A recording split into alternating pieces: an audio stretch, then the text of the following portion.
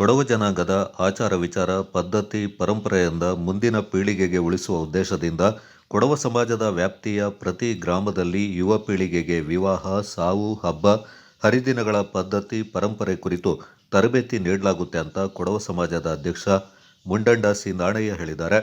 ಕೊಡವ ಸಮಾಜದಲ್ಲಿ ಏರ್ಪಡಿಸಿದ್ದ ಕೊಡವ ಸಮಾಜ 26ನೇ ವಾರ್ಷಿಕ ಮಹಾಸಭೆ ಅಧ್ಯಕ್ಷತೆ ವಹಿಸಿ ಅವರು ಮಾತನಾಡಿದರು. ಕೊಡವ ಸಮಾಜದ ಅಭಿವೃದ್ಧಿಗೆ ಸದಸ್ಯರ ಸಹಕಾರ ಅವಶ್ಯಕ. ಕೊಡವ ಸಮಾಜದಲ್ಲಿ ಮದುವೆ, ನಾಮಕರಣ, ಸಭೆ ಸಮಾರಂಭಗಳು ನಿರಂತರವಾಗಿ ನಡೆದಾಗ ಸಮಾಜದ ಅಭಿವೃದ್ಧಿ ಮಾಡಲು ಸಾಧ್ಯ. ಇದಕ್ಕೆ ಸರ್ವ ಸದಸ್ಯರು ಸಹಕಾರ ಅಗತ್ಯ. ದಾನಿಗಳ ನೆರವಿನಿಂದ ಕಟ್ಟಡ ಅಭಿವೃದ್ಧಿ ಕಾಮಗಾರಿಗಳಿಂದ ಕೈಗೊಳ್ಳಲಾಗಿದೆ. ನಿರಂತರ ಆದಾಯ ದೊರೆತಲ್ಲಿ ಅಭಿವೃದ್ಧಿ ಸಾಧ್ಯವಾಗಲಿದೆ ಎಂದು ಅಧ್ಯಕ್ಷ ನಾಣಯ್ಯ ಹೇಳಿದರು.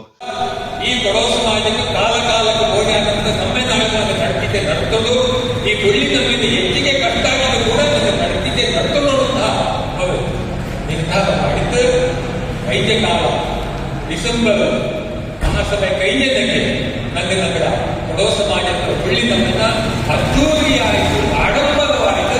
ನಿಗಳೆಲ್ಲರ ಸಹಕಾರದಿಂದ ಆರ್ಥಿಕವಾಯಿತು, ಮಾನಸಿಕವಾಯಿತು, ದೈಹಿಕವಾಯಿತು. ನಿಗಡ ಆಶೀರ್ವಾದದಿಂದ ಸಹಕಾರದಿಂದ ಅದ್ಭುತವಾಯಿತು.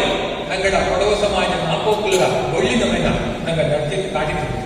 ಈ ಸಮಾಜ ಎನ್ನೇ ಕೊಡ್ತು ವಿಚಾರ ಉಂಟೆಂಗಿ ಅಂದ್ರೆ ನಂಗೆ ಎಲ್ಲ ತರ ಪ್ರೋತ್ಸಾಹ ಸಹಾಯ ಎಲ್ಲ ತರ ತಂದಿದ್ದು ನಂಗೆ ಸಹಕಾರ ತಗೊಂಡು ನಲ್ಲವರು. ಸಭೆಯಲ್ಲಿ ಪ್ರಮುಖವಾಗಿ ನಾಪಕ್ಲು ಕೊಡವ ಸಮಾಜ 25ನೇ ವರ್ಷದ ಬೆಳ್ಳಿ ಹಬ್ಬವನ್ನು ಅದ್ದೂರಿಯಿಂದ ಆಚರಿಸಲು ಹಾಗೂ ಕೊಡವ ಜನಾಂಗದ ಬಡ ವಿದ್ಯಾರ್ಥಿಗಳ ವಿದ್ಯಾಭ್ಯಾಸಕ್ಕಾಗಿ ಸಹಾಯಕ್ಕಾಗಿ ಕನಿಷ್ಠ 50 ಲಕ್ಷ ರೂಪಾಯಿಗಳಿಂದ ಠೇವಣಿ ಸಂಗ್ರಹ ಮಾಡುವಂತೆ, ಸಮಾಜದ ವಾಹನ ನಿಲುಗಡೆ ಜಾಗವನ್ನು ಆಧುನಿಕ ರೀತಿಯಲ್ಲಿ ಅಭಿವೃದ್ಧಿಪಡಿಸುವಂತೆ ಚರ್ಚಿಸಿ ತೀರ್ಮಾನ ತೆಗೆದುಕೊಳ್ಳಲಾಯಿತು.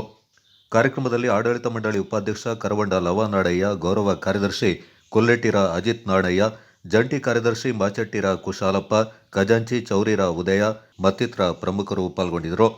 Kodagu channel news, Duggala Sadananda Napoklu.